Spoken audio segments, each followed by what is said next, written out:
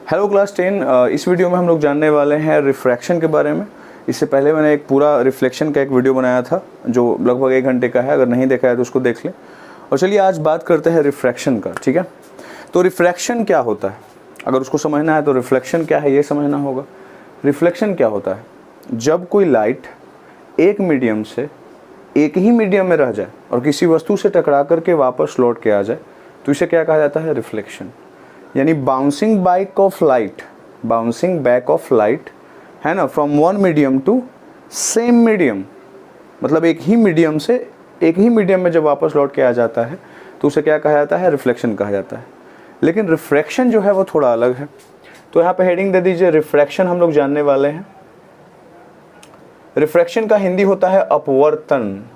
अपवर्तन, ठीक है, सिर्फ जानकारी के लिए बता देता हूँ, अपवर्तन से ऐसे कोई लेना देना है नहीं। तो होता क्या है, यहाँ पे रिफ्रैक्शन का अगर डिफिनेशन लिखा जाएगा तो क्या लिखेंगे हम, बेंडिंग ऑफ लाइट। यहाँ पे लाइट सीधा नहीं जाता है, रिफ्लेक्शन में लाइट सीधा जाता था लेकिन इसमें लाइट सीधा नहीं जाता है।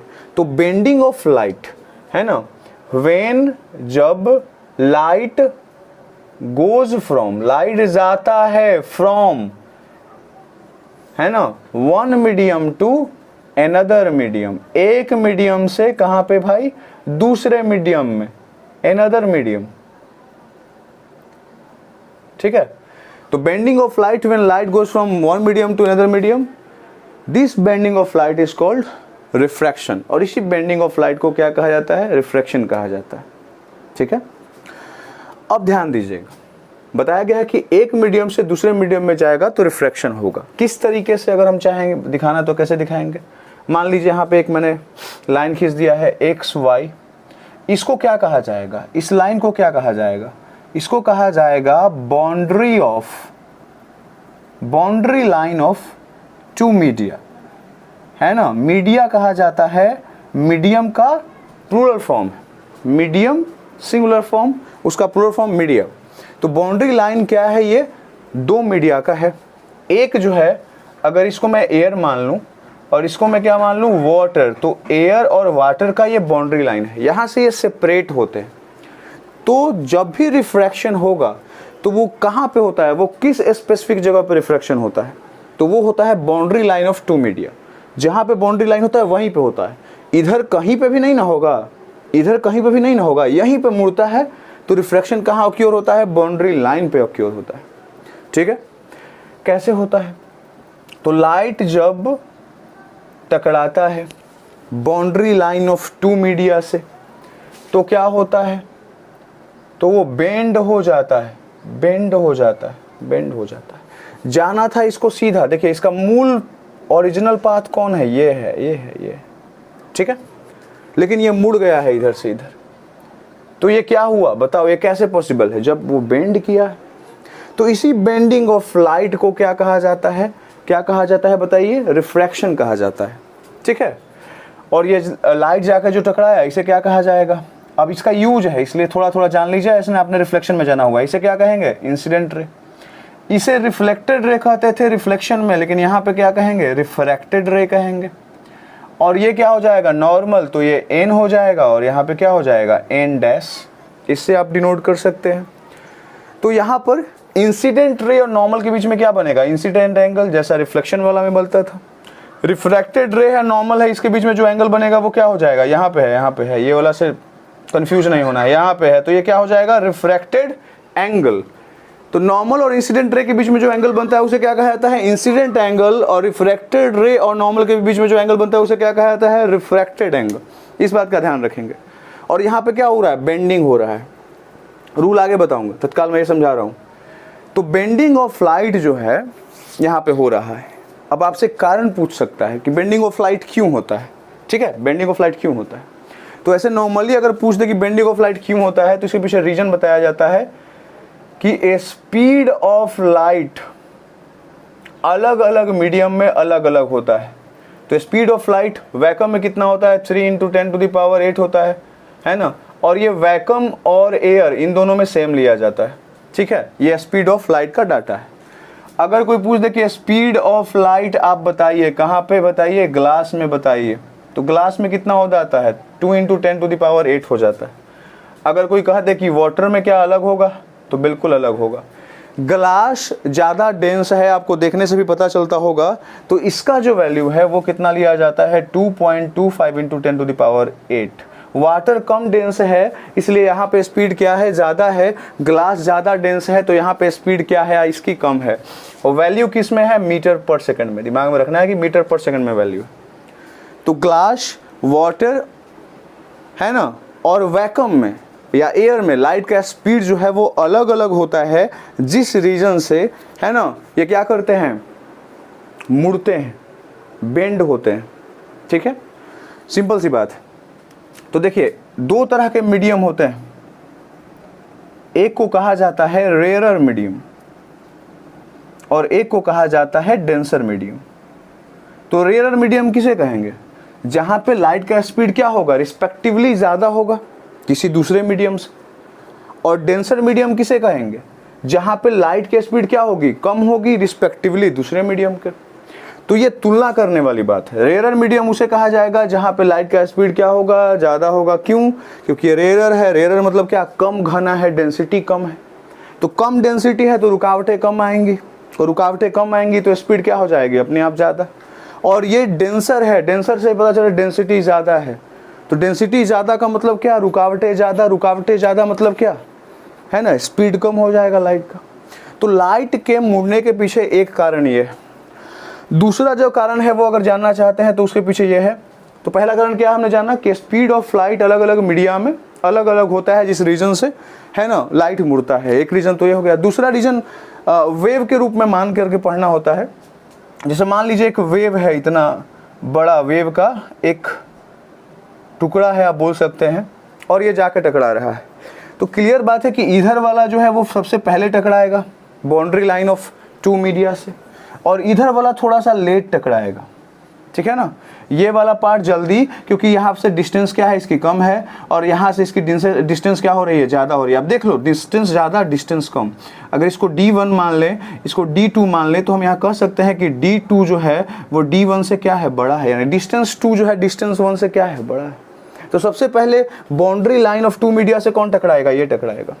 ठीक है, और जब दूसरे मीडिया में जाएगा, सबसे पहले ये जाएगा, तो ये अलग तरीके से बिहेव करने लगेगा। और जो इसका ही भाग, जो ये वाला पार्ट है, ये अभी क्या रहेगा, रेयरर में। अगर इसको रेयरर मान लिया जाए, इसको डेंसर मान लिया जाए, तो मैं बोल रहा हूँ, तो ये वाला जो पार्ट होगा जो रेयरर मीडियम में है, इधर वाला जो पार्ट होगा वेव का, ये पूरा एक ही वेव का भाग है। ठीक है, ये वाला भाग पहले संपर्क में आ गया किसके, डेंसर मीडियम के, और ये वाला थोड़ा सा लेट आया। तो बाद में जब ये चलेंगे साथ में, तो कंबाइन ही ना चलना है, क्योंकि दोनों एक ही वेव का भाग है ना। तो दोनों एक दूसरे को क्या करने के लिए, ओवरकम करने के लिए, ऐसा बोल सकते हैं। ओवरकम करने के लिए मतलब कि भाई यहाँ पर ये पहले डेंसर मीडियम के, तो ये जल्दी स्लो हो गया, है ना, और ये थोड़ा सा स्पीड में रहा। इसको आप ऐसे समझ सकते हैं, देखिए ध्यान से देखिएगा। अगर मान लीजिए ऐसा कोई बाउंड्री लाइन ऑफ ये है, और ये स्मूथ सरफेस है और ये रफ सरफेस है, यहाँ पे कोई गाड़ी आकर के टकरा रही है इस एंगल से, ठीक है, यहाँ पे, तो बताइए ये वाला ये जो व्हील का पार्ट है, ये इससे पहले टकराएगा और ये वाला बाद में टकराएगा। और जैसे ही ये टकराएगा स्मूथ से और ये रफ पे जाएगा, तो ये स्लो हो जाएगा, तो ये यहीं पे रहेगा, और ये वाला पार्ट यहाँ तक पहुँच जाएगा तब तक, है ना।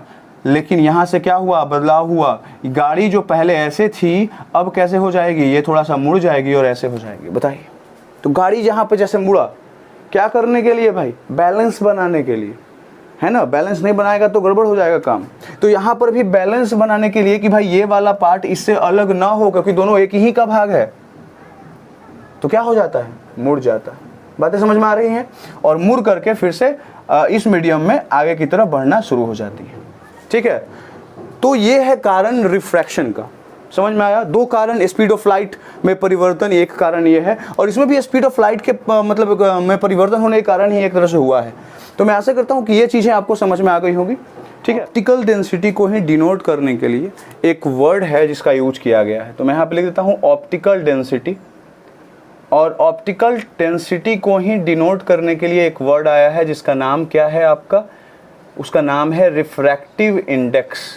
यानी रिफ्रैक्टिव इंडेक्स बतला देगा हमें, रिफ्रैक्टिव इंडेक्स का वैल्यू कुछ ना कुछ आएगा, और उस वैल्यू को देख करके हम बतला देंगे कि वो कितना ऑप्टिकल डेंस है, वो कितना ऑप्टिकल डेंस है, ये आप क्लियरली डायरेक्ट निकाल लीजिएगा इसके द्वारा।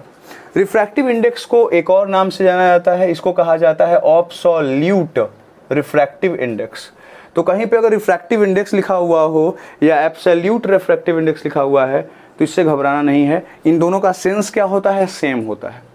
तो अभी हम लोग जानने वाले हैं रिफ्रैक्टिव इंडेक्स के बारे में। रिफ्रैक्टिव इंडेक्स क्या बतलाता है, ऑप्टिकल डेंसिटी को डिनोट करता है। ऑप्टिकल डेंसिटी के बारे में हमने पहले जान लिया, दो प्रकार के मीडिया होते हैं, मतलब दो प्रकार के डेंसिटी होते हैं, एक रेयरर होता है और एक क्या होता है, डेंसर होता है। रेयरर किसे कहा जाता है, जहाँ पे स्पीड ऑफ लाइट क्या होती है, ज़्यादा होती है, और डेंसर किसे कहा जाता है, जहाँ पे लाइट की स्पीड क्या होती है, कम होती है। तो ये बातें आपको समझ में आ रही होंगी। जहाँ पे लाइट की स्पीड ज़्यादा वो रेयरर, जहाँ पे कम उसके क्या कहा जाता है, डेंसर कहा जाता है। ठीक है, तो सबसे ज़्यादा लाइट का स्पीड कहाँ पे होगा बताइए, वैक्यूम में होगा, जहाँ पे कुछ भी नहीं है, एयर नहीं है वहाँ पे, तो वहाँ पे सबसे ज़्यादा लाइट का स्पीड होता है।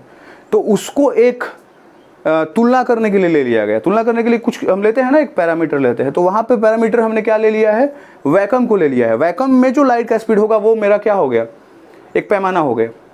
अब वहाँ से हम उसको स्केल मान लिया, वहाँ से हम तुलना करेंगे। क्यों, क्योंकि लाइट का स्पीड सबसे ज़्यादा हाईएस्ट कहाँ पे होगा, वैक्यूम में होगा, क्योंकि वहाँ पे कोई रुकावट ही नहीं है ना। कहानी समझ में आ रही है। तो वो एक तुलना हमने करने के लिए ले लिया है। तो रिफ्रैक्टिव इंडेक्स जो होता है उसको डिफाइन किया गया, क्या कहा गया कि रिफ्रैक्टिव इंडेक्स जो होता है वो एक प्रकार का क्या है, रेशियो है।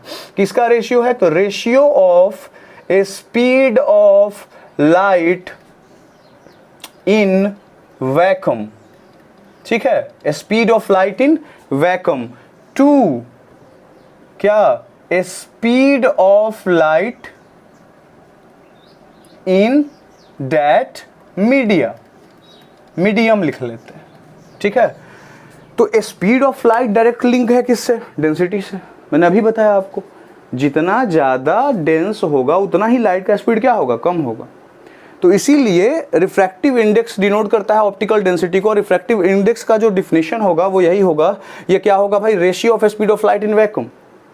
तुलना वैक्यूम से किया जाएगा। मैंने भी बताया कि स्केल लेना है वैक्यूम, क्यों, क्योंकि वैक्यूम में लाइट का स्पीड सबसे ज़्यादा हाईएस्ट होता है। अब उससे है ना, जिसका कम होगा समझेंगे कि वो उतना ही डेंस है। ठीक है ना, लाइट का स्पीड जितना कम होगा उतना ही ज़्यादा वो क्या है, डेंस है। और जितना मतलब ज़्यादा तो हो नहीं सकता क्योंकि वही सबसे हाईएस्ट है ना। तो speed of light in vacuum, और जिस मीडियम का आप रिफ्रैक्टिव इंडेक्स निकालना चाहते हैं उसको कहाँ पे रखेंगे, नीचे, speed of light in that medium. ठीक है, रिफ्रैक्टिव इंडेक्स है, इसको डिनोट किससे किया जाता है, अगर कोई पूछ ले तो क्या जवाब होगा आपके पास, एक एन होता है और एक ये होता है, म्यू होता है। म्यू ही दोनों डिनोट करेंगे, म्यू से ही डिनोट करेंगे, एन और म्यू है ना। लेकिन एन ना पढ़ करके म्यू ही पढ़ेंगे, कोई दिक्कत नहीं है। लेकिन ये वाला साइन कहीं कहीं बुक में रहता है और कहीं कहीं है, तो कन्फ्यूजन नहीं होना चाहिए, इसलिए मैंने दोनों दे दिया है। ठीक है, तो रिफ्रैक्टिव इंडेक्स का क्या होता है, सिंबल क्या होता है भाई, म्यू होता है। ठीक है, तो रिफ्रैक्टिव इंडेक्स का डिफिनीशन हमने जाना। अब इसी से फॉर्मूला तैयार कर सकते हैं, क्या होगा, म्यू बराबर, म्यू माने क्या, रिफ्रैक्टिव इंडेक्स बराबर क्या, ratio of speed of light in vacuum. Ratio निकालना है तो बीच में क्या, एक लाइन खींच दो। Speed of light in vacuum को डिनोट किया जाता है किससे, सी से, और speed of light in that medium को किससे डिनोट किया जाएगा, तो भी माने वेलोसिटी हो गया, और जिस मीडियम का निकालना है वो नीचे हो गया। तो ये फॉर्मूला हो गया जिसके थ्रू आप रिफ्रैक्टिव इंडेक्स निकाल सकते हैं। किसी भी वस्तु का, जिस भी वस्तु का निकालना चाहते हैं आप निकाल सकते हैं। बशर्ते करना क्या होगा, speed of light in vacuum को रखना पड़ेगा ऊपर, और जिस मीडियम का आप रिफ्रैक्टिव इंडेक्स निकालना चाहते हैं उसको रखना पड़ेगा कहाँ, नीचे। और इससे आपका रिजल्ट बहुत ही ईजिली आ जाएगा। ठीक है, कुछ उदाहरणों को लेते हैं, कुछ एग्जांपल्स को लेते हैं। जैसे रिफ्रैक्टिव इंडेक्स ऑफ ग्लास आप चाहते हैं निकालना, तो बताइए क्या होगा, जिसका निकालना है उसको कहाँ रखेंगे, उसकी वेलोसिटी को क्या रखेंगे, नीचे। यानी रिफ्रैक्टिव इंडेक्स ऑफ ग्लास अगर निकालना चाहते हैं तो speed of light in glass को कहाँ रखेंगे, नीचे, और speed of light in vacuum को कहाँ रखेंगे, ऊपर, जिसको सी से डिनोट किया जाता है। ये हमने पहले ही बता दिया है आपको, है ना, क्लियर है। तो सी का वैल्यू कितना होता है, 3 × 10⁸ होता है, और वेलोसिटी इन ग्लास कितना होता है, थोड़ा बताओगे आप, 2 × 10⁸ होता है। तो कट गया, कैंसिल हो गया, तो रिजल्ट क्या आ गया, 3/2। तो रिफ्रैक्टिव इंडेक्स ऑफ ग्लास क्या आया, 3/2 आया। तो हम ये कह सकते हैं, इस वाले आंसर से हम ये कह सकते हैं कि speed of light in glass जो है वो 3/2 टाइम्स कम है किससे? Speed of light in vacuum से। कम ही ना होगा, ज़्यादा तो होगा नहीं, मैंने पहले बता दिया, क्योंकि ज़्यादा हमने ले ही लिया, पैमाना ही हमने इतना लिया हाईएस्ट ना, कि अब उससे तो ज़्यादा हो ही नहीं सकता, तो उससे कम ही होगा। तो स्पीड ऑफ लाइट 3/2 टाइम्स क्या है? कम है, ऐसा बोल सकते हैं। एक और उदाहरण लेके चलते हैं। रिफ्रैक्टिव इंडेक्स ऑफ वाटर कह दे, क्या होगा बताइए? फॉर्मूला पे चलिए। C नीचे क्या हो जाएगा? V हो जाएगा W। C कितना होगा? चला 3 × 10⁸ और वेलोसिटी इन वाटर क्या होता है बताइए? 2.25 × 10⁸ होता है। ये लिख लिया, कैंसिल हो गया, डेसिमल यहाँ से हटा, ऊपर 0 हो गया। तो क्या आ गया? 300 और नीचे क्या आ गया? 225। 5 से देखते हैं 60 हो जाएगा, 4 5 यहाँ पे हो जाएगा 9 और यहाँ पे हो जाएगा 12, यहाँ पे हो जाएगा 4, यहाँ पे हो जाएगा 3। तो रिजल्ट जो आया है वो कितना आया है? 4/3। तो रिफ्रैक्टिव इंडेक्स ऑफ वाटर कितना आया है? 4/3 आया। तो क्या कहा जा सकता है कि वाटर में स्पीड लाइट का जो होता है वो 4/3 टाइम्स कम होता है किसकी अपेक्षा? Speed of light in vacuum की अपेक्षा, है ना। और ये डेंसिटी भी बतला दे रहा है। तो ये भी हम कह सकते हैं कि यदि कम है 4/3 टाइम्स लाइट की स्पीड वैक्यूम की अपेक्षा, तो हम ये भी कह सकते हैं कि वैक्यूम की अपेक्षा 4/3 टाइम्स ये ज़्यादा डेंस है। स्पीड ऑफ लाइट कम, उतना ही ज़्यादा डेंस। अरे बोलो हाँ या ना? तो बिल्कुल वही चीज़ बताने की कोशिश मैं कर रहा हूँ। 4/3 आया है रिजल्ट, इसका मतलब क्या है? स्पीड ऑफ लाइट इतना कम है लेकिन इतना ही ज़्यादा वो क्या है? डेंस है। अगर वैक्यूम की कंपैरिजन में किया जाए तो वैक्यूम की अपेक्षा 4/3 टाइम्स वो ज़्यादा डेंस है और स्पीड ऑफ लाइट 4/3 टाइम्स क्या है? कम है। कहानी समझ में आ रही है? तो यही समझना है आपको, ठीक है। तो ये था रिफ्रैक्टिव इंडेक्स ऑफ ग्लास और रिफ्रैक्टिव इंडेक्स ऑफ वाटर। अगर सवाल आपसे ये कह दे कि refractive index of free space निकालिए, तो फ्री स्पेस क्या? वैक्यूम ही ना। कैसे निकालेंगे? फॉर्मूला लगाएंगे C और नीचे क्या हो जाएगा? V और यहाँ पे F लगा देते हैं, velocity in the free space light का। तो C का वैल्यू कितना होता है बताइए? 3 × 10⁸ और वेलोसिटी इन फ्री स्पेस कितना होता है बताइए? 3 × 10⁸ ही रहेगा। दोनों सेम, कटेगा, कैंसिल होगा, क्या होगा रिजल्ट? 1। क्या बातें समझ में आ रही हैं? तो फ्री स्पेस में रिफ्रैक्टिव इंडेक्स जो वाटर का होता है वो कितना होता है? 1 होता है। ये समझ में आ गया आपको, है ना। और ये भी समझ में आपको आ गया होगा, अगर हम तुलना करें तो 3 में 4 से डिवाइड करिए आप, 3 में 2 में 3 से डिवाइड करिए तो ये 1.5 आ जाएगा। 4 में 3 से डिवाइड करिए तो क्या हो जाएगा? 1, यहाँ पे 1 हो जाएगा, यहाँ पे 0.3, यानी 1.3 पे क्या आ जाएगा आपका? ऐसे रेकॉर्डिंग आ जाएगा, ठीक है ना। 1.33 तो 1.34 ले सकते हैं। तो अगर इन दोनों का तुलना किया जाए, आप ध्यान से देखना, ग्लास का वाटर से, तो सिंपल सी बात है, ग्लास का वैल्यू क्या है? ज़्यादा है। किसकी अपेक्षा? वाटर की अपेक्षा, है ना। तो मैंने क्या बताया? रिफ्रैक्टिव इंडेक्स का वैल्यू जितना ज़्यादा वो उतना ही ज़्यादा डेंस होता है।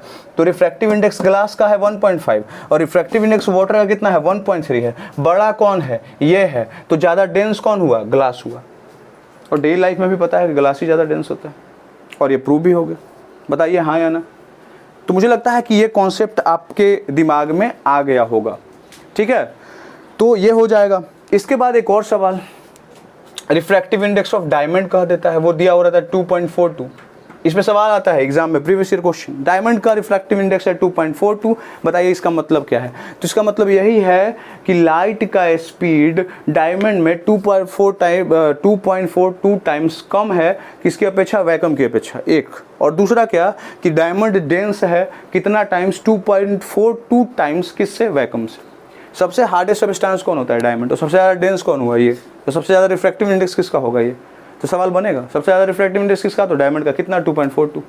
शायद ना पूछे, वैल्यू ना पूछे, लेकिन अगर इसका पूछेगा तो ये दिमाग में रखना है, 2.42 डायमंड का रिफ्रैक्टिव इंडेक्स होता है। टेबल आपके बुक में दिया हुआ होगा, है ना।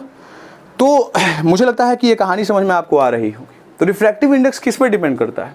वो देखता है कि नेचर ऑफ मटेरियल क्या है, और नेचर ऑफ मटेरियल के अनुसार वो बदलते रहता है, ठीक है। डायमंड में सबसे ज़्यादा है, ग्लास में उससे कम है, और उसकी अपेक्षा वाटर में और कम है, और एयर में तो कहना ही नहीं, वैक्यूम में तो कहना ही नहीं, 1 ही है। तो इससे सब का रिफ्रैक्टिव इंडेक्स क्या होगा? ज़्यादा होगा, है ना। ये वाला जो फ्री स्पेस वाला है, इससे सबका रिफ्रैक्टिव इंडेक्स क्या होगा? ज़्यादा होगा, क्योंकि हमने हाईएस्ट को लिया हुआ है। तो रिफ्रैक्टिव इंडेक्स ज़्यादा का मतलब क्या? स्पीड ऑफ लाइट उतना ही क्या? कम, और डेंसिटी उतनी ही क्या? ज़्यादा। तो ये की चीज़ें आपका क्लियर हो गई? जल्दी बताइए। ये जान गए तो अब अगला जो टॉपिक होगा वो जानना बहुत ही आसान हो जाएगा, जिसका नाम है relative refractive index. Refractive index के ही बड़े भैया हैं, उनके बारे में जानते हैं, समझ में आपको आ जाएगा। देखिए जब मैं लिख रहा हूँ यहाँ पर ये चीज़ें कि रिफ्रैक्टिव इंडेक्स ऑफ वाटर या रिफ्रैक्टिव इंडेक्स ऑफ ग्लास, तो ऊपर क्या लिख रहा था मैं बताइए? सी ले रहा था। सी मतलब क्या? Speed of light in vacuum, ये मैं लिख रहा था, ठीक है। तो वो तो सी था, वो कॉमन था कि सब में सी रहेगा। लेकिन जब आपको मैं पूछ दूं कि ग्लास का है वाटर से बता दीजिए, डायमंड का ग्लास से बताइए, डायमंड का वाटर से बता दीजिए, तो यहाँ पे दो अलग अलग मीडिया हो जाएगा, है ना। और जब इनके बीच में आपस में तुलना करते हैं तो ये क्या हो जाता है? रिलेटिव रिफ्रैक्टिव इंडेक्स, है ना। देखिए समझिए, अगर मैं कहूँ क्या रिफ्रैक्टिव इंडेक्स आप निकाल रहे हैं मीडियम 2 का with respect of medium 1, clear है? तो क्या होगा? रिफ्रैक्टिव इंडेक्स ऑफ मीडियम 2 ऊपर हो जाएगा और रिफ्रैक्टिव इंडेक्स ऑफ मीडियम 1, इसी को इस रूप में लिखा गया है। Refractive index of medium 2 with respect of 1 ये लिखा जाता है। बोले कोई तकलीफ? Refractive index of medium 2 with respect of 1, तो refractive index of 2 with respect of 1, इसको क्या लिखा जा सकता है? रिफ्रैक्टिव इंडेक्स ऑफ मीडियम 2 को क्या लिख सकता है? सी लिखा जा सकता है। बोलेगा हाँ बिल्कुल। क्या यहाँ पे V2 लिखा जाएगा? क्योंकि ये क्या है बताइए जल्दी? ये μ2 है, रिफ्रैक्टिव इंडेक्स ऑफ मीडियम 2 का है ये, तो वेलोसिटी मीडियम 2 ही का ना यूज होगा। यहाँ पे देखिए रिफ्रैक्टिव इंडेक्स ऑफ मीडियम 1, तो इसमें तो C इधर छुपल है, तो C बटा क्या हो जाएगा? V1। बताइए जल्दी हाँ या ना। अगर रिफ्रैक्टिव इंडेक्स ऑफ मीडियम 2 का खाली निकालने के लिए मैं कह देता तो आप C बटा V2 से निकालते। अगर रिफ्रैक्टिव इंडेक्स ऑफ मीडियम 1 का कहता तो C बटा V1 से ही ना निकालते? बताइए, तो बिल्कुल निकालते आप।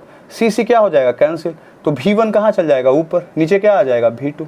तो एक रिलेशन मिल गया क्या कि refractive index of medium 2 with respect of 1 निकालना है तो जो बाद वाला है उसको कहाँ रख दो? ऊपर।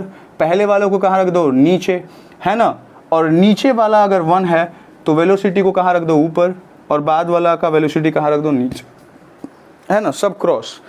Refractive index of medium 2 with respect of 1, बाद वाला का पहले, पहले वाला का बाद, है ना। नीचे वाला का वेलोसिटी ऊपर और ऊपर वाला का वेलोसिटी कहाँ? नीचे। और एक रिलेशन बन जाता है।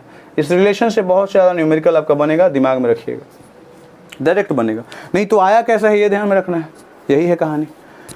तो refractive index of medium 2 with respect of 1 बराबर क्या हो जाएगा? V1/V2, यानी velocity in medium 1 with respect of मतलब वेलोसिटी इन मीडियम 2, इन दोनों का रेशियो, है ना।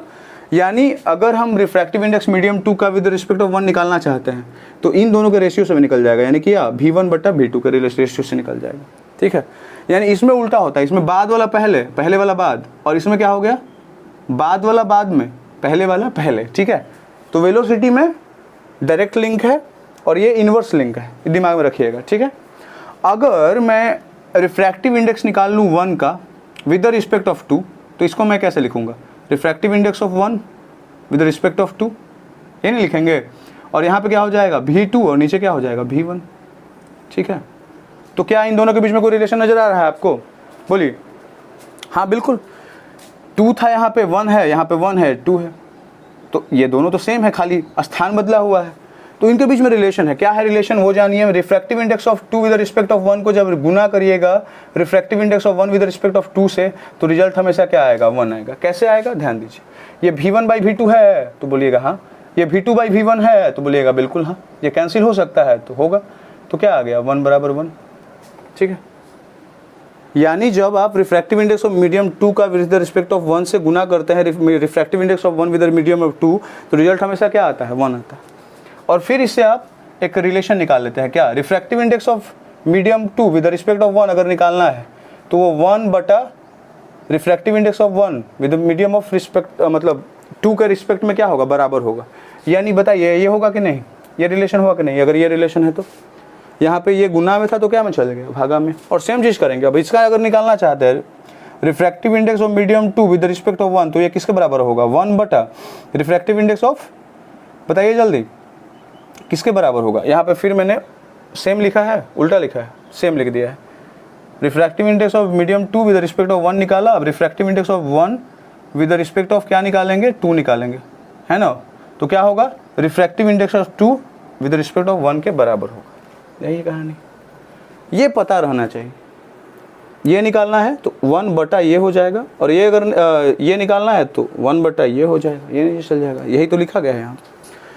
तो refractive index of medium 2 with the respect of 1 निकालना है तो 1 बटा रिफ्रैक्टिव इंडेक्स ऑफ 1 बटा रिस्पेक्ट ऑफ 2 हो जाएगा। अगर रिफ्रैक्टिव इंडेक्स ऑफ 1 निकालना है विद रिस्पेक्ट ऑफ 2 तो ये 1 बटा refractive index of 2 with respect of 1 हो जाएगा। मीडियम यही दोनों रहना चाहिए, इन्हीं दोनों का हेर फेर होना चाहिए।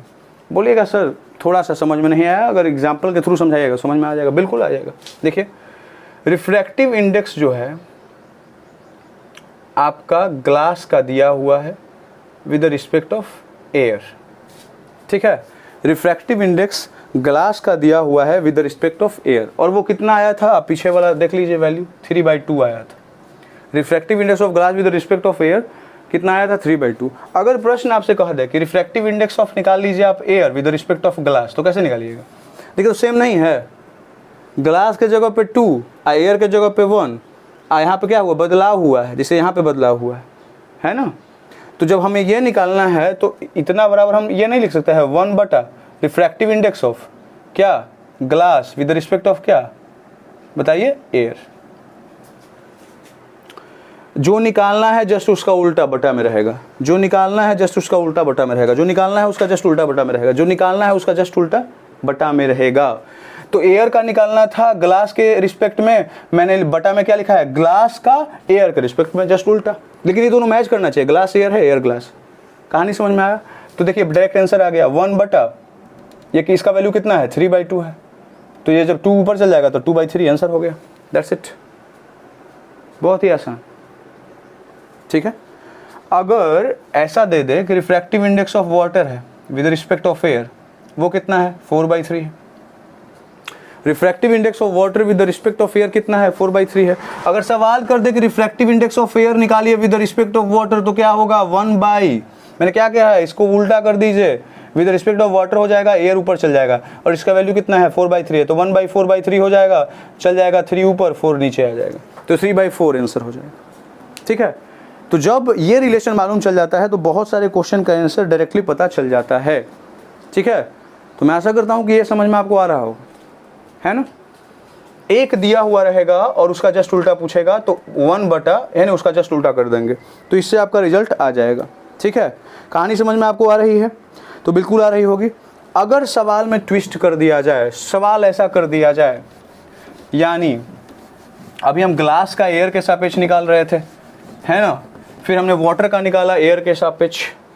अब देखो क्या है, अगर सवाल ऐसा आ जाए यानी रिफ्रैक्टिव इंडेक्स पूछ ले आपसे किसका ग्लास का, किसके सापेक्ष वाटर के, तो क्या होगा बाद वाला का रिफ्रैक्टिव इंडेक्स कहाँ ऊपर और पहले वाला का कहाँ बताइए नीचे, बोलिए हाँ या ना। तो ग्लास वाला का ऊपर वाटर वाला का नीचे, तो ये कैसे होगा 2/3 ग्लास का रिफ्रैक्टिव इंडेक्स होता है, अभी हमने निकाला था। वाटर का कितना हो जाएगा 4/3, तो 2/3 हो जाएगा, और यहाँ से 3 चल जाएगा ऊपर, 4 आ जाएगा नीचे, 2 2 जा 4 हो जाएगा, यानी कितना हो जाएगा 3/6। 3/6 कटेगा तो कितना हो जाएगा 1/2, ठीक है। मतलब वही 3 कैंसिल हो गया तो 1/2 हो गया। तो क्लियर है बातें, ठीक है। अगर मान लीजिए रिफ्रैक्टिव इंडेक्स आपसे कह रहा है किसका ग्लास का वाटर के सापेक्ष, तो लगता है कि मैंने डाटा गड़बड़ लिख दिया है, ये नहीं होगा, थोड़ा सा आप देख लें। रिफ्रैक्टिव इंडेक्स ऑफ ग्लास जो होता है वो होता है 3/2 और वाटर का कितना होता है 4/3 ये होता है। तो इसको कर लेते हैं 3/2 इंटू 3/4 हो जाएगा, कटेगा नहीं तो 3 3 जा क्या होगा 9, 4 2 जा क्या हो जाएगा 8, तो 9/8 आया है refractive index of glass with respect of water. Directly ये फॉर्मूला लगा करके, यानी पहले बाद वाला पहले और पहले वाला बाद, नहीं तो फिर आप वो वाला भी तरीका अपना सकते हैं, C/V वाला भी तरीका अपना सकते हैं और उससे डायरेक्ट आप निकाल सकते हैं। लेकिन यहाँ पे मैंने क्या किया, एक मीडियम के सहारे मैंने क्या किया है निकाला है, एक मीडियम के रिस्पेक्ट में मैंने निकाला है रिफ्रैक्टिव इंडेक्स, इसीलिए इसे क्या कहा जाता है रिलेटिव रिफ्रैक्टिव इंडेक्स। और C वाला को वहाँ पे नहीं माना जाता है, उसको एक अलग मीडियम के तौर पर नहीं, क्योंकि वो तो सब में कॉमन है ना। तो यहाँ पे जब वाटर रहेगा तभी इसको क्या कहा जाएगा रिलेटिव रिफ्रैक्टिव इंडेक्स, और नहीं तो सिर्फ रिफ्रैक्टिव इंडेक्स कहा जाएगा जब एक जगह पे क्या रहेगा आपका, यहाँ पर क्या रहेगा एयर या वैक्यूम रहेगा। तो ठीक है, तो मैं आशा करता हूँ कि रिफ्रैक्टिव इंडेक्स और रिलेटिव रिफ्रैक्टिव इंडेक्स का ये टॉपिक आपको समझ में आया हो। और अब जानते हैं लॉज ऑफ रिफ्रैक्शन के बारे में। तो लॉज ऑफ रिफ्रैक्शन अगर समझना है तो फिर से पुनः आपको ये जानना होगा कि यहाँ पे ये क्या है, boundary line of the medium है। यहाँ से लाइट रेज अगर आ रही हैं तो यहाँ पे क्या बनता है बताइए, नॉर्मल। ये आपने रिफ्रैक्शन में भी पढ़ा है। और फिर अगर ये डेंसर है तो ये थोड़ा सा मुड़ जाता है, बेंड कर जाता है। ठीक है, ये बताना बहुत ज़रूरी है, इसी से लॉ रिलेटेड है। इसे क्या कहा जाता है, इंसिडेंट रे, है ना। और यहाँ पे जो एंगल बनता है वो क्या होता है, एंगल आई। ये क्या हो जाता है, एंगल आर। और ये कौन सा रे होता है, रिफ्रैक्टेड रे होता है। ठीक है, और ये नॉर्मल है तो ये एन हो जाएगा और ये क्या हो जाएगा आपका, एन डैश हो जाएगा। ठीक है, तो ये तो आपको पहले से भी पता है कि अगर लाइट रे जाके टकराती हैं बेंड हो जाती हैं, अगर रेयर से डेंसर में जाती हैं तो क्यों बेंड हो जाती हैं वो मैं आगे आपको बताने वाला हूँ। ठीक है, अभी जानते हैं लॉ ऑफ रिफ्रैक्शन के बारे में, उसके बाद मैं बताऊंगा कि बेंड होता है क्यों। तो देखिए, लॉ ऑफ रिफ्रैक्शन बेंड क्यों होता है ये आपको मालूम है ऑलरेडी कि भाई स्पीड में चेंजेस आने से हो जाता है, या फिर मैंने एक वेव के फॉर्म में बताया था। लेकिन जब रेयर से डेंसर से जाता है, रेयर से डेंसर में जाता है, तो ये नॉर्मल की तरफ ही क्यों झुकता है ये मैं आपको बताने वाला हूँ आगे। तो बस इतना ध्यान रखिएगा। तो चलिए लॉज ऑफ रिफ्रैक्शन के बारे में जानते हैं। ठीक है, पहला रूल जो है वो क्या है, पहला रूल कहता है कि जो इंसिडेंट रे है, इंसिडेंट रे आपको दिख रहा होगा, और कौन सा, रिफ्रैक्टेड रे, सेम है जैसा रूल ऑफ रिफ्लेक्शन था। तो इंसिडेंट रे, रिफ्रैक्टेड रे एंड कौन, normal, these all lies in a same plane, एक ही प्लेन पे, ये प्लेन हो गया है ना। तो इसी प्लेन पे ये क्या करते हैं, आते हैं, है ना। तो ये इंसिडेंट रे ये हो गया, यहाँ इसका एंड पॉइंट हो जाएगा। रिफ्रैक्टेड रे की शुरुआत यहाँ पे है तो एंड पॉइंट भी कहा जा सकता है। और नॉर्मल जो है ना, एक ऊपर से है यहाँ तक और फिर एक यहाँ से यहाँ तक है, तो दोनों का एंड पॉइंट क्या है, वहीं पे है। तो दीज ऑल लाइज ये कहाँ पे पड़ते हैं, तो एक ही जगह पे, एक ही प्लेन पे पड़ते हैं, है ना, एट द पॉइंट ऑफ, और कहाँ पे, उस जगह का नाम क्या है, पॉइंट ऑफ इंसिडेंस, है ना। उस जगह का नाम क्या है, point of incidence. Point of incidence किसे कहा जाता है, जिस पॉइंट पर इंसिडेंट रे जाके टकरा रहा है उस पॉइंट को पॉइंट ऑफ इंसिडेंट कहा जाता है। तो इंसिडेंट रे ये हो गया, रिफ्रैक्टेड रे ये हो गया, एंड द नॉर्मल, इन सब का जो शुरुआत है ना, स्टार्टिंग है या एंड पॉइंट कह सकते हैं, ये क्या है, लाइज कहाँ पे कर रहे हैं, एक ही प्लेन पे कर रहे हैं। और उस जगह का नाम अगर हम डिनोट करें ओ से, तो वो ओ जो है वो क्या है, पॉइंट ऑफ इंसिडेंस। तो ये आपने रूल ऑफ रिफ्लेक्शन में भी पढ़ लिया था। दूसरा रूल क्या कहता है, देखिए बड़ा सिंपल सा बात है, रिफ्लेक्शन वाला में रूल बड़ा सिंपल सा था। आई अगर आपका 60 डिग्री है तो आर आपका 60 हो जाएगा, आई अगर 70 है तो आर आपका 70 हो जाएगा। लेकिन अगर यहाँ पे आई 60 है तो ये 60 से कम होगा, ये क्लियर है। लेकिन कितना होगा ये नहीं मालूम। ठीक है, तो इसके लिए 1621 में, है ना, एक वैज्ञानिक थे जिनका नाम था स्नेल, है ना। उन्होंने क्या किया, आई में 2 से डिवाइड किया, देखा कि आ रहा है कि नहीं, गुना किया, भागा किया, बहुत सारे तरीकों को अपनाया, देखा कि नहीं आ रहा है। फिर उन्होंने देखा कि जब हम साइन आई निकाल रहे हैं, साइन आई जब निकाल रहे हैं, आपने ट्रिको में पढ़ा होगा, साइन आई क्या बतलाता है, पी और एच के बीच में रिलेशन, परपेंडिकुलर एंड हाइपोटेनस के बीच में रिलेशन। तो जो साइन आई और साइन आर का रेशियो है वो हर टाइम क्या आ रहा है, सेम आ रहा है। आई कुछ भी बदलते जाओ, है ना, तो आर भी बदलेगा, सिंपल सी बात है ना। तो ये मान लो कि आई 1 है तो ये R1 हो जाएगा। मैंने क्या किया, एंगल को बढ़ाया, ठीक है, तो साइन I2 हो जाएगा, साइन क्या हो जाएगा उसके लिए, R2। मैंने और एंगल को बढ़ाया, साइन I3 हो गया, और उसके लिए क्या हो जाएगा, ये साइन R3 हो जाएगा। तो अलग अलग एंगल के लिए अलग अलग क्या होगा, एंगल ऑफ रिफ्रैक्शन होगा, लेकिन दोनों का रेशियो, दोनों के साइन का रेशियो हमेशा कांस्टेंट रहेगा, ये बराबर रहेगा। ये एक बात पते की हो गई कि भाई ये सब का कांस्टेंट होगा।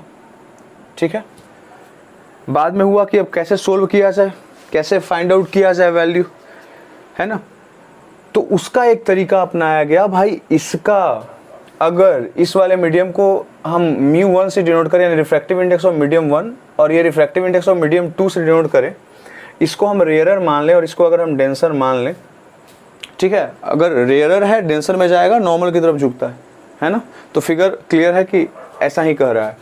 तो हर बार साइन आई और साइन आर का वैल्यू क्या आ रहा है, सेम आ रहा है हर एक बार, तो उसको कांस्टेंट के रूप में लिया गया है। लेकिन आगे सोल्व करने के लिए उन्होंने एक और रिलेशन ढूंढा। उन्होंने देखा कि साइन आई बटा साइन आर का जो रिलेशन है वो किसके साथ बन रहा है, mu two by mu one के साथ बन रहा है ना। यानी रेज जिसमें जा रही है वो ऊपर और जिससे जा रही है वो नीचे, ये ध्यान रखिएगा तो आपको कंफ्यूजन नहीं होगा। तो साइन आई बटा साइन आर ये तो हर बार लिखना है सेम, लेकिन इसका रिलेशन रिफ्रैक्टिव इंडेक्स से है, ये भी बताया गया। और कैसा रिलेशन है, mu two by mu one, है ना। जिसमें रेज जा रही है, मैंने वहां से रेज ऐसे भेजी है, तो जिसमें रेज जा रही है किसमें जा रही है, जिसमें रिफ्रैक्टिव इंडेक्स मीडियम 2 है। और किससे रेज जा रही है, तो रिफ्रैक्टिव इंडेक्स ऑफ मीडियम 1 से जा रही है। तो साइन आई बटा साइन आर का relation mu two by mu one से हो गया। अरे बताओ हाँ या ना। और फिर जब आगे बढ़ेंगे तो और कर सकते हैं, mu two by mu one को हम भी वन बाई भी टू लिखते थे, बताओ जल्दी, नीचे वाला ऊपर, ऊपर वाला नीचे, ये मैंने पहले ही बताया हुआ है रिफ्रैक्टिव इंडेक्स में। तो साइन आई बटा साइन आर का रिलेशन म्यू टू बटा म्यू वन और उसके बाद भी वन बटा भी टू, एक रिलेशन मिल गया। और इसके थ्रू हम लोग क्या कर लेते हैं, न्यूमेरिकल बना लेते हैं, बहुत सारे क्वेश्चन को सोल्व कर लेते हैं। तो अब हम रिजल्ट निकाल सकते हैं। अगर मैं इसको एयर मान लूँ और इसको मैं वाटर मान लूँ तो बहुत ही सिंपली तरीके से निकाल सकते हैं। यदि ये 60 डिग्री है तो आराम से ये आर पता चल जाएगा, ठीक है, आर पता चल जाएगा। क्या करना क्या है, आई के जगह पे 60 रखेंगे और उसके बाद mu two by mu one का वैल्यू उसके जगह पे रखेंगे। एयर का हमको पता है ना, और इसको हम मान लेंगे ग्लास, तो ग्लास का भी हमको पता है, या एयर है और वाटर मान लेंगे इसको, वाटर का भी रिफ्रैक्टिव इंडेक्स मालूम है, ठीक है। तो वाटर का रिफ्रैक्टिव इंडेक्स ऊपर लिखेंगे और नीचे लिखेंगे क्या, एयर का रिफ्रैक्टिव इंडेक्स, और साइन आई के जगह पे साइन 60 भर देंगे, है ना। और साइन 60 का कोई ना कोई तो वैल्यू होता है, ये आपको मालूम होगा, उसको पुट करेंगे। इससे साइन आर का वैल्यू आ जाएगा या आर का वैल्यू आ जाएगा, ठीक है ना। इस पर मैं क्वेश्चन बना के दिखाऊंगा। तत्काल ये समझिए कि स्नेल जी ने देखा कि साइन आई बटा साइन आर का वैल्यू है ना क्या है, बार बार सेम आ रहा है अलग अलग एंगल के लिए। तो उन्होंने क्या किया, साइन आई वन बटा आर वन, आई टू बटा आर टू, आई थ्री बटा आर थ्री, उसको क्या लिख दिया, कांस्टेंट है। फिर देखा कि अब कुछ क्वेश्चन सोल्व करने के लिए और कुछ उपाय ढूंढना पड़ेगा, तो उन्होंने देखा कि इसका रिलेशन होता है साइन आई बटा साइन आर का, किसके साथ, रिफ्रैक्टिव इंडेक्स के साथ। तो उन्होंने लिख दिया साइन आई बटा साइन आर बराबर mu two by mu one, और mu two by mu one बराबर भी वन बटा भी टू, ये मैंने पहले ऑलरेडी बताया हुआ है। तो ये है आपका लॉज ऑफ रिफ्लेक्शन, है ना।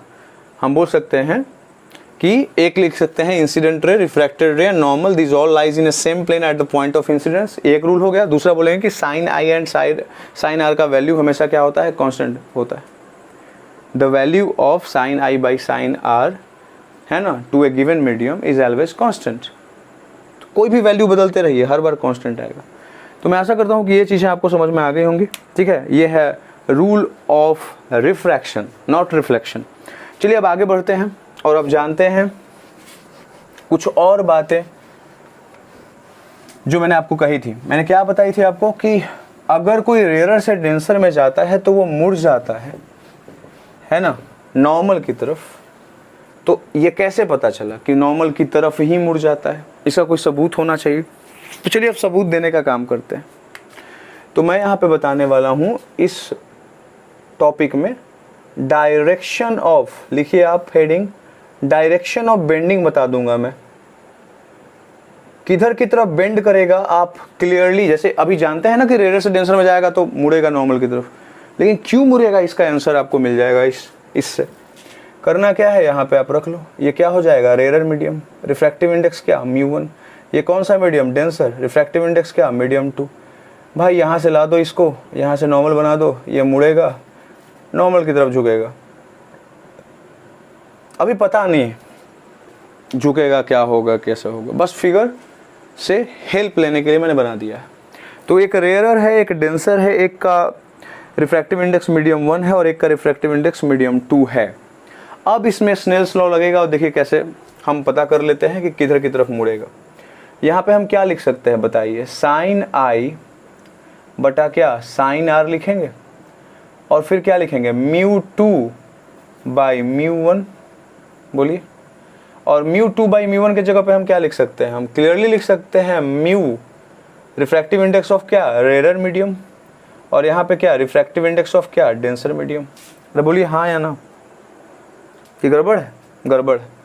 ये वाला ऊपर होगा, म्यू टू वाला ऊपर होगा, यानी यहाँ पे क्या हो जाएगा आपका डेंसर और यहाँ पे क्या हो जाएगा आपका रेयर, ठीक है ना। म्यू टू ऊपर है तो ऊपर डेंसर हो जाएगा, और म्यू वन नीचे है तो नीचे रेयर हो जाएगा, तो ये रेयर हो गया और एक डेंसर हो गया। इतना तो क्लियर होगा आपका, ठीक है। साइन आई बटा साइन आर बराबर म्यू टू बटा म्यू वन। म्यू टू किसका है भाई, डेंसर का निकालना है, तो mu of denser medium, mu of rare medium, ठीक है।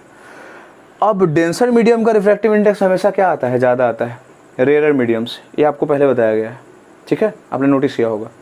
तो डेंसर मीडियम का रिफ्रैक्टिव इंडेक्स रेयर मीडियम की अपेक्षा क्या होती है, ज़्यादा होती है। तो हम ये कह सकते हैं, ये हम कह सकते हैं, क्या कह सकते हैं कि इनका जो वैल्यू आएगा वो एक से बड़ा आएगा।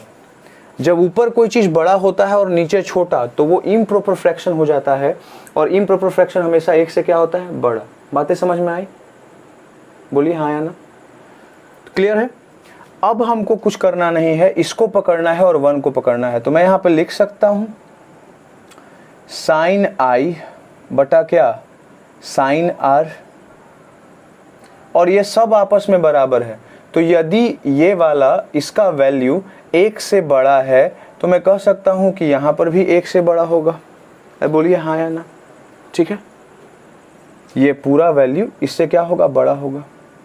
तो जब ये नीचे से इधर जाएगा तो सिंपल सी बात है कि साइन आई जो होगा वो क्या हो जाएगा, बड़ा हो जाएगा। ये यहाँ से इधर चल जाएगा मल्टीप्लाई में, तो क्या हो जाएगा साइन आर, ठीक है। कंपैरिजन करेंगे तो क्या होगा, सिंपल सी बात है, आई बड़ा हो जाएगा किससे, आर से, ठीक है। आई बड़ा हो जाएगा किससे, आर से। तो क्लियर है यहाँ पर क्या हो रहा है, जब आई बड़ा है आर से तो हम कह सकते हैं कि आर से बड़ा क्या है, आर से बड़ा क्या है, आई है। ये भी तो हम बोल सकते हैं, अगर आई बड़ा है आर से तो हम कर सकते हैं कि आर से बड़ा आई है। और जब आर से बड़ा आई है तो क्लियरली है कि ऊपर से जब वो नीचे आएगा डेंसर में जाएगा तो वो क्या करेगा, मुड़ेगा। बताइए जल्दी हाँ या ना। तो यहाँ पे हम क्या बोल रहे हैं, हम क्या बोल रहे हैं भाई, बताओ जल्दी। एंगल ऑफ रिफ्रैक्शन जो है, एंगल ऑफ रिफ्रैक्शन यानी आर, वो क्या है, छोटा है। और एंगल ऑफ क्या इंसिडेंट, वो क्या है, बड़ा है। तो हम क्लियरली कह सकते हैं कि रिफ्रैक्टेड रे जो होगा वो बेंड करेगा क्या, किसकी तरफ, towards normal, towards normal. Bend करेगा तभी ना छोटा होगा, उससे आगे जाएगा तो फिर तो बड़ा हो जाएगा। और ये हमने प्रमाणित कर दिया, कैसे, आई को बड़ा साबित कर दिया किससे, आर से। कोई तकलीफ है, हमने स्नेल्स लॉ का यूज किया, आई को बड़ा कर दिया आर से। अरे आई बड़ा है तो नॉर्मल से दूरी ज़्यादा है, और आर छोटा है तो नॉर्मल से दूरी कम है। तो सिंपल सी बात है, ये ज़्यादा है और ये क्या है, कम है। तो जब ज़्यादा से ये इधर गया तो कम ही ना हुआ, और कम कब होगा, जब वो नॉर्मल की तरफ मुड़ेगा और नॉर्मल की तरफ जाएगा तो उसका सिंपल सी बात है एंगल क्या हो जाएगा, कम हो जाएगा, और इसका एंगल क्या हो जाएगा, ज़्यादा। सिंपल सी तो बात है। बोलिए हाँ या ना। चलिए अब आगे बढ़ते हैं। अगला, ये तो हमने जान लिया कि रेयर से डेंसर में जाएगा, तो इसका जस्ट उल्टा भी तो हो सकता है। मैं यहाँ पर इसको मान लेता हूँ डेंसर, और मैं इसको मान लेता हूँ, बताइए क्या, रेयर, ठीक है। उल्टा कर लिया मैंने। पिक्चर से कुछ वैसा नहीं है अभी, कि मुझे पता थोड़ी है कि बेंड करेगा टुवर्ड्स नॉर्मल या अवे फ्रॉम द नॉर्मल, ये तो मैं प्रूफ कर रहा हूँ ना। तो मैं अभी सिर्फ ये फिगर लेके चलूँगा दोनों के लिए। तो चलिए अब बात करते हैं, सेम फॉर्मूला लगाते हैं। क्या होगा बताओ जल्दी, साइन आई बटा क्या साइन आर, अब बराबर क्या हो जाएगा बताइए, mu two by mu one, ठीक है। ये इधर से इधर जा रहा है, ठीक है। डेंसर से रेयर की तरफ जा रहा है तो साइन आई बटा साइन आर हो जाएगा, और mu two by mu one. अब म्यू टू देखो क्या है, μ2 क्या है? रिफ्रैक्टिव इंडेक्स है किसका? रेयरर मीडियम का। और μ1 क्या है? रिफ्रैक्टिव इंडेक्स है किसका? डेंसर मीडियम का। तो डेंसर मीडियम का रिफ्रैक्टिव इंडेक्स ज़्यादा होता है और रेयरर मीडियम का क्या होता है? कम। तो ऊपर कम और नीचे ज़्यादा, तो ये कौन सी हुआ? प्रोपर फ्रैक्शन हुआ। अब प्रोपर फ्रैक्शन जो होता है वो 1 से क्या होता है? छोटा होता है। बोलिए हाँ या ना? समझ में आया? ऊपर कम नीचे ज़्यादा, प्रोपर फ्रैक्शन 1 से छोटा होता है। ये बहुत पहले से पढ़ते आप आ रहे हैं। अब इसको पकड़िए और यहाँ से इसको ज्वाइन कर लीजिए। इन दोनों को देखिए तो साइन आई बटा साइन आर जो होगा वो हम कह सकते हैं क्या होगा? 1 से छोटा होगा इनका भी वैल्यू, क्योंकि ये तो अब सब आपस में बराबर है। तो जब ये छोटा है 1 से तो ये भी छोटा है 1 से, ये भी छोटा है 1 से, सारा 1 से छोटा है। ऐसे लिखा जा सकता है, सिंपल सी बात। अब यहाँ से ये इधर जाएगा तो क्या हो जाएगा? साइन आई से बड़ा हो जाएगा क्या? Sine r. और जब कंपैरिजन करेंगे तो आई से बड़ा क्या हो जाएगा? आर। यहाँ पे क्या हुआ? आई से बड़ा हो गया आर, है ना? आई से बड़ा हो गया आर। तो हम कह सकते हैं कि रिफ्रैक्टेड रे जो है वो क्या है? बेंड किया है ना? Away from the normal, away from the normal. क्यों? क्योंकि यहाँ पर इंसिडेंट एंगल से बड़ा कौन है? Refracted angle. ये हमने साबित कर लिया। तो इंसिडेंट एंगल से बड़ा तभी हो सकता है ना जब वो नॉर्मल से दूर भागे। नॉर्मल की तरफ जाएगा तो फिर से तो वही वाला फेनोमेना हो जाएगा। दूर भागेगा तो बड़ा बनाएगा एंगल, नजदीक जाएगा नॉर्मल के तो छोटा बनाएगा एंगल। और यहाँ पे हमको प्रूफ क्या करना है कि रिफ्रैक्टेड एंगल बड़ा बनाएगा, और ये हुआ है। यहाँ पे रिफ्रैक्टेड एंगल हमने बड़ा प्रूफ कर दिया आई से। तो रिफ्रैक्टेड एंगल बड़ा कब होगा आई से? जब टुवर्ड्स द नॉर्मल होगा कि अवे फ्रॉम द नॉर्मल होगा? अवे फ्रॉम द, दूर जाएगा तो बड़ा एंगल बनाएगा। जितना ज़्यादा दूर नॉर्मल से उतना ही ज़्यादा एंगल बनाएगा। बोलिए हाँ या ना? ये चीज़ें समझने वाली हैं, है ना? बेसिक है। अगर कोई दिक्कत है तो आप कमेंट करें, मैं आपका मतलब आंसर देने के लिए तैयार हूँ। बट मुझे लगता है कि ये समझ में आ गया होगा आपको, ठीक है ना? कोई वैसा हार्ड नहीं है। उसके बाद आगे बढ़िए। ये तो 2 केसेस हो गए भाई कि ऐसे जाएंगे तो ऐसे होगा, मतलब रेयर से डेंसर जाएंगे तो टुवर्ड्स द नॉर्मल मुड़ जाएंगे, और अगर क्या हो गए डेंसर से रेयर गए तो अवे फ्रॉम द नॉर्मल हो जाएंगे। ये हमने प्रूफ कर लिया। किसके माध्यम से? आई के माध्यम से और आर के माध्यम से, एंगल आई और आर के माध्यम से। अभी देखो क्या है, एक कंडीशन है जब बेंडिंग होता ही नहीं है। तो नो बेंडिंग कब होता है भाई? बताओ, नो बेंडिंग कब होता है ये बताइए। नो बेंडिंग कब होता है? तो एक कंडीशन है जब नो बेंडिंग होता है। अब साबित करना है कि नो बेंडिंग हुआ कैसे, है ना? वैसे बोल देते हैं कि 90 डिग्री पे आया तो नो बेंडिंग हुआ। क्यों हुआ भाई ऐसा? तो ये नॉर्मल है। अब यहाँ पे हम एक इंसिडेंट कराते हैं रेस को। ये इंसिडेंट हुआ, किस पर मैंने करवाया है? नॉर्मल पर ही करवाया है। तो नॉर्मल और इंसिडेंट रे के बीच में जो एंगल हो जाएगा, एंगल आई, वो कितना हो जाएगा? 0। ठीक है, एंगल आई कितना हो जाएगा? 0। कोई तकलीफ है आपको समझने में? एंगल आई 0 हो गया। ठीक है, इसको मैं समझ लेता हूँ कि ये μ1 है और ये क्या है आपका? μ2 है। इसको मैं अब कुछ भी मान सकता हूँ। इसको मैंने रेयर मान लिया है, इसको डेंसर मान लिया है। बताइए, फॉर्मूला लगाइए, क्या होगा? साइन आई बटा साइन आर होगा बराबर क्या हो जाएगा? μ2 बाई क्या होगा? μ1। बोलिए, इतना होगा? तो बड़ा सिंपल सी बात है, बोलोगे कि हाँ बिल्कुल इतना तो होना चाहिए। ये बड़ा ही आसान है। साइन आई बटा साइन आर बराबर μ2 बाई μ1, ऐसे हम लिख सकते हैं। ठीक है, अब हम देख रहे हैं कि साइन आई जो है वो कितना है? 0 है। साइन आई क्या है? 0। साइन आई क्या है? 0। तो साइन 0 का वैल्यू कितना होता है? 0। तो यहाँ पे पहले साइन लिख देते हैं, और आई कितना है साइन का वैल्यू? मतलब आई का वैल्यू कितना है? 0। तो साइन 0 हो जाएगा। साइन 0 का वैल्यू 0 होता है। ठीक है, और नीचे क्या हो जाएगा बताइए जल्दी? साइन आर हो जाएगा। और ये क्या है? μ2 बाई μ1। अभी इसको ऐसे ही रहने देते हैं। ठीक है, क्रॉस गुना करेंगे तो क्या होगा बताइए? साइन 0 का वैल्यू कितना होता है? 0। ठीक है, 0 में किससे गुना होगा? μ1 से। और साइन आर का मल्टीप्लाई किससे होगा? μ2 से। बताइए, साइन आर का वैल्यू गुना मतलब μ2 से, साइन 0 का μ1 से। ये क्या हो जाएगा? 0। 0 में μ1 से गुना होगा, क्या होगा? 0। और यहाँ पे क्या होगा भाई बताओ जल्दी? Sine r. और ये μ2 को भी इधर अगर भेजेंगे तो ये भी क्या हो जाएगा? 0। ठीक है, तो साइन 0 हो गया, इधर साइन आर हो गया। तो इधर साइन कितना का वैल्यू 0 होता है? तो साइन 0 का ही वैल्यू 0 होता है। साइन 0 का ही वैल्यू 0 होता है, ये हम जानते हैं। ठीक है, तो साइन 0 का वैल्यू 0। और यहाँ पे क्या है भाई? साइन आर है। तो बाय कंपैरिजन देख लीजिए, आर बराबर क्या है? 0 डिग्री। R बराबर क्या है 0। तो जब I 0 होगा तो इस वाले स्नेल्स लॉ के द्वारा हमने ये प्रूफ कर दिया कि R भी 0 होगा। और R 0 कब होगा? जब ये लाइट रे सीधा गुजर जाएंगी नॉर्मल के थ्रू ही, ठीक है। तो बेंडिंग नहीं हुआ। तो बेंडिंग क्यों नहीं हुआ ये मैंने आपको प्रूफ करके बताया है। एक और है कंडीशन जब बेंडिंग नहीं होता है, उस पर आते हैं। नो बेंडिंग का एक कंडीशन हुआ जब साइन आई का वैल्यू कितना हमने लिया, 0 लिया। अब अगला जो है हम निकालने वाले हैं, यहाँ पे 0 ना लेकर के हम एंगल लेंगे। लेकिन फ़र्क ये रहेगा कि अगर ये रिफ्रैक्टिव इंडेक्स μ1 है तो ये भी μ1 ही रहेगा, यानी दोनों सेम मटेरियल। तो बताइए यहाँ पे मैंने एक एंगल ले लिया है, कितना डिग्री बनाया है 60 डिग्री। तो आई जो है वो 60 हो गया, आई जो है 60 हो गया। कोई भी वैल्यू ले सकते हैं। तो आई तो है यहाँ पे, है ना। इसके अकॉर्डिंग इधर आर का ही कुछ होगा, ठीक है। आई के अकॉर्डिंग क्या होगा, आर होगा। दोनों का रिफ्रैक्टिव इंडेक्स क्या है, सेम। फॉर्मूला लगाइए स्नेल्स लॉ, साइन आई बटा साइन आर बराबर क्या होगा, μ2/μ1। तो μ2 के जगह पर μ1 ही है, आई इसके जगह पर μ1 ही है। बताइए इन दोनों को जब हल करेंगे तो किसके इक्वल आ जाएगा, 1 के। अब इसको ले लीजिए तो क्या होगा बताइए, साइन आई बराबर क्या हो जाएगा, साइन आर। बताइए हाँ या ना।